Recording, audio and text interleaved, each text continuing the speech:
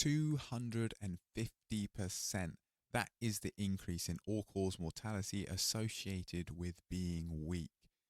I know I've spoken about this a lot recently, but it's because the stats simply amazed me. But it sort of makes sense. Being strong or being weak simply summarizes your robustness to the outside world. Think of falling down the stairs and being able to handle that, or catch yourself as you fall, or someone drops a bag off the top of a plane carousel storage area, and rather than it hitting you and causing actual damage to you, you're able to just bounce it off. These are all things associated with being an immovable object of a human being. Now, we don't need to go that far, but you get the point. Being strong, very beneficial. So how do we increase muscle mass? Well, I have plenty of previous episodes on training plans around lifting weights, like how many sets, what kind of exercises to do, how many sets for each body part, so on and so forth. But I've never gone into much detail as to how muscle hypertrophy truly occurs, which is the process of building new muscle. So, here we go. Muscle hypertrophy, the process through which muscles grow larger in size, is a multifaceted biological phenomenon that arises from repeated exposure to mechanical and metabolic stress. Now, this adaptive mechanism not only enhances the function and the functional capabilities of muscles, but it also reflects a complex interplay of cellular, molecular, and systemic processes.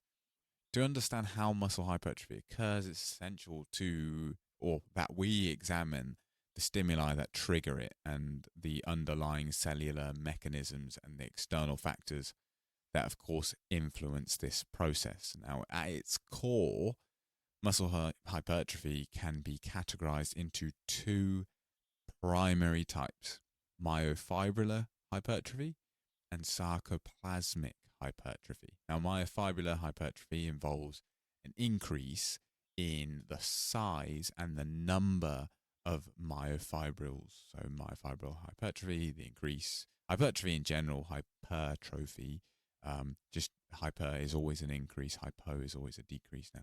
So, hypertrophy is just the growth essentially. Now, the contractile proteins, actin and myosin, which are the myofibrils, leading to greater force production. Now, in contrast, sarcoplasmic hypertrophy involves an increase in the volume of the sarcoplasm. Now, this is the fluid and energy reserve surrounding the myofibrils, which enhance muscle endurance without directly increasing strength. Now, both types of hypertrophy contribute to muscle growth. The balance between them depends on the nature of the training stimulus that they are presented with. The primary triggers for muscle hypertrophy are mechanical tension, muscle damage, and metabolic stress. Now, mechanical tension generated during resistance training, lifting weights, creates a high level of strain on the muscle fibers themselves. Now, this stimulates a cascade of growth signals to said muscle. Now, muscle damage, often resulting from eccentric contractions, produces micro tears in muscle fibers that signal the body to repair and strengthen the damaged tissue. That's often the one that you're presented with at school at an early age, this tearing of the muscle. Eccentric essentially being the lengthening portion of the movement. Now, lastly, metabolic stress, characterized by the accumulation of byproducts such as lactate during high repetition, low rest exercises, enhances hypertrophy by activating cellular signaling pathways and increasing muscle cell swelling.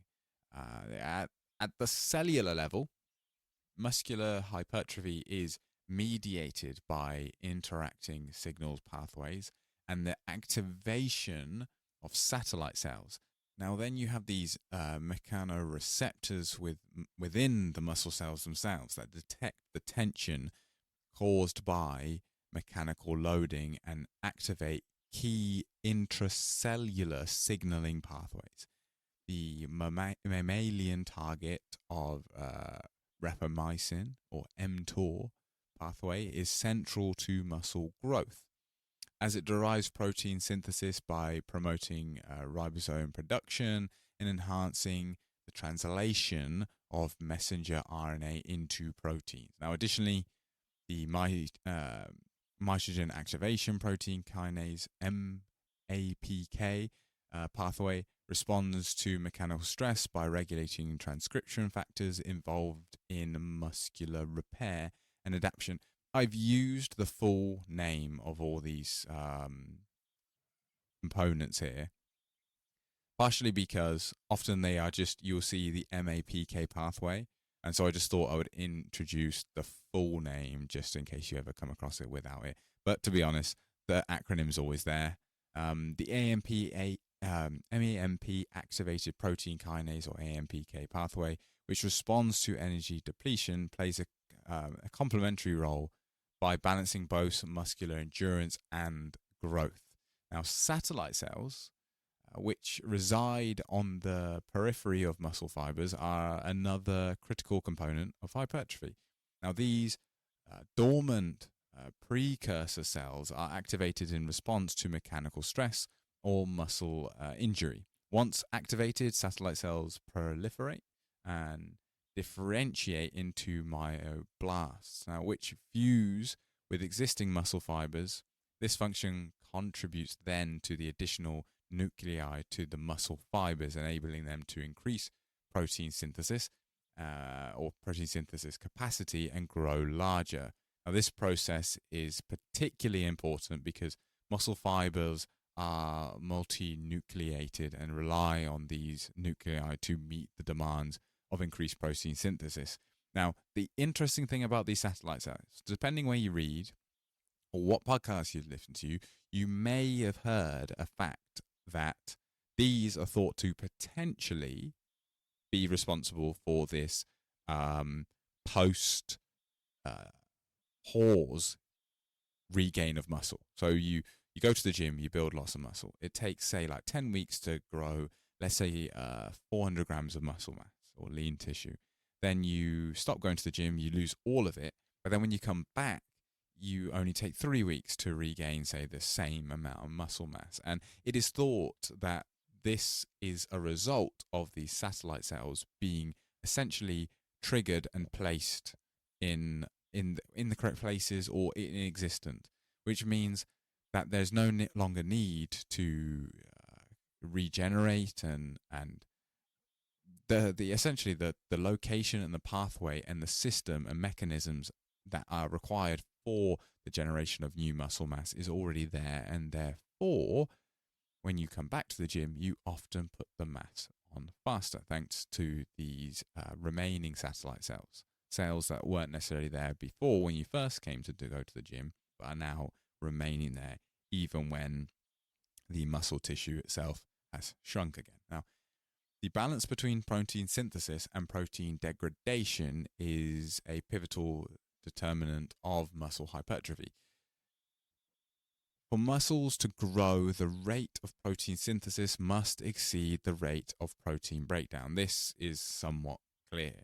You can't have the muscle loss outweighing the muscle gain. So resistance training and proper nutrition tip this balance in favor of synthesis, because you got to think you've always got cell turnover generally in the body, and now by introducing the stimulus that is both strength training and the surplus of protein triggering greater muscle protein synthesis, you think both of these can trigger muscle protein synthesis on their own, but by doing them in combination you're getting the maximum stimulus. And for reference, the magnitude at which you're getting from protein and strength training are different.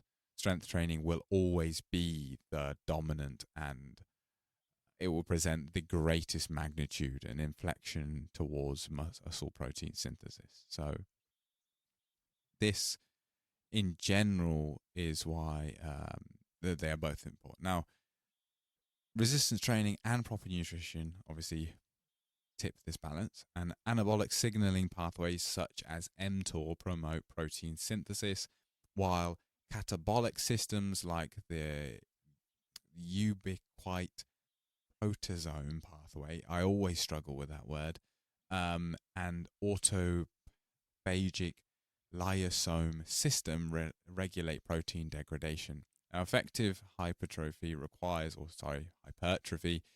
optimizing this balance through targeted training and nutritional strategies. Now, hormonal regulation further influences muscle hypertrophy.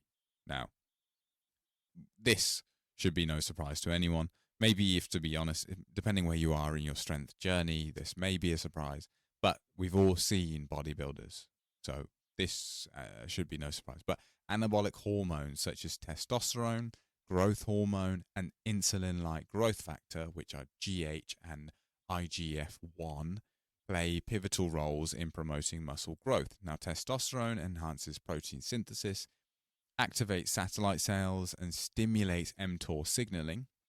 Similarly, growth hormone and IGF-1 enhance satellite cell proliferation and differentiation while promoting protein synthesis. Now, conversely to this, catabolic hormones such as cortisol released during stress can inhibit hypertrophy by increasing protein breakdown.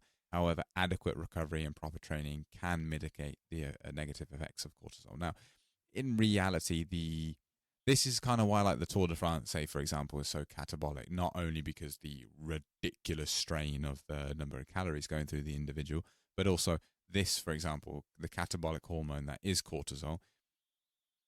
You may hear or have heard, especially when I first got into like going to the gym in, I don't know, whatever, 2017, let's say, there was this big thing about keep your training sessions to 45 minutes because you'll release cortisol after that and then it will eradicate your gains. In reality, it's a good session and the level of stimulation is there, the adequate recovery in the form of sleep and diet are there, then it doesn't matter.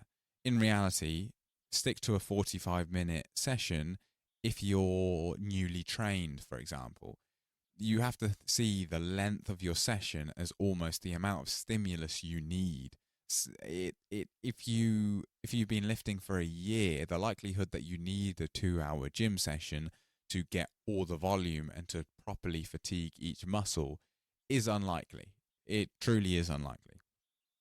Maybe if you only got one session a week and you're doing a full body split, then maybe it starts stretching out. But for the most part, the only validity of that 45-minute session is the fact that the length of session could correlate towards your training age and how much stimulus essentially you need from each training session. Now, nutrition, as we mentioned, is another cornerstone and pivotal point of muscle hypertrophy.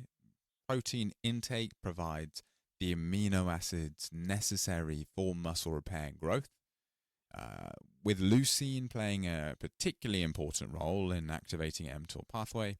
Carbohydrates replenish glycogen stores and provide the energy needed for training. That's the thing that people miss, is that when you're cutting, your training is going to suffer because you haven't got essentially the crucial energy storage that you need to perform these incredibly glycolytic and carbohydrate hungry workouts.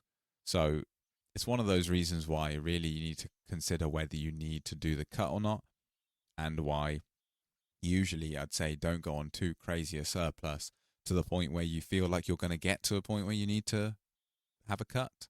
You want to do a surplus or be kind of energy balanced to kind of in your early days prevent you from going, I need to lose some of this fat, and just provide the energy for both muscle hypertrophy and the repair of everything to occur, but also fuel the workouts well. Now, while dietary fat support hormonal balance, especially testosterone production, a combination of these macronutrients tailored to an individual's needs and goals optimize their hypertrophic response. And the individual point there is could not be stressed enough. someone may be on, I'm just going to go extreme here. They may be a bodybuilder. They may be on 1,000 milligrams of testosterone per week or whatever. They could be, say, 180 centimeters and 115 kilos, and they're prepping to get on stage. They got 15 weeks to cut down to like 5%, 6%, 7%, whatever it is, body fat. That individual, so much muscle mass, an incredible exogenous stimulus to retain that muscle in the form of testosterone and other like growth hormone and IGF-1, for example. That individual could utilize 2.5 grams per kilogram of protein to maintain as much muscle mass as possible. Does that mean you, as say a same height, 180 centimeters, but 80 kilos, who's been in the gym for 6 months, needs 2.5 grams per kilogram? No. Does that individual on testosterone need 2.5 grams per kilogram when they're bulking or when they're sort of energy balanced?